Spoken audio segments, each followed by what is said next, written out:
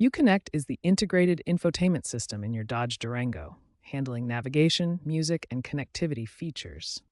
Sometimes the system experiences freezes, lags, or glitches that can disrupt your driving experience. A soft reboot acts like restarting your computer.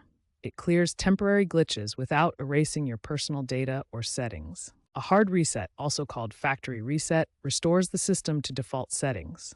This erases customizations, app data, and device pairings. Choose a soft reboot for minor issues. Use a hard reset only for persistent problems that don't respond to the soft reboot. Never attempt any reset while driving.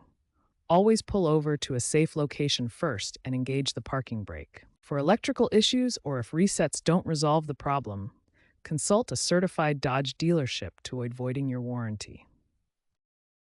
To perform a soft reboot, hold the power button on the touchscreen for 10 to 15 seconds until the system restarts.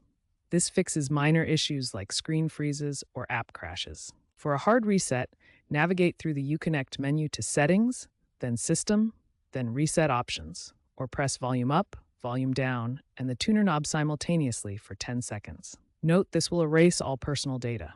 If your screen is frozen, first try a soft reboot. If that doesn't work and the Durango is a newer model post-2021, ensure your Durango has installed the latest over-the-air firmware updates from Stellantis to fix known bugs that cause freezing, which have occurred since 2023.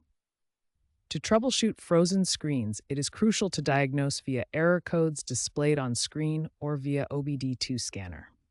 Also check for active safety recalls issued by Stellantis, such as the 2024 recall for Durangos with Uconnect units prone to spontaneous freezes.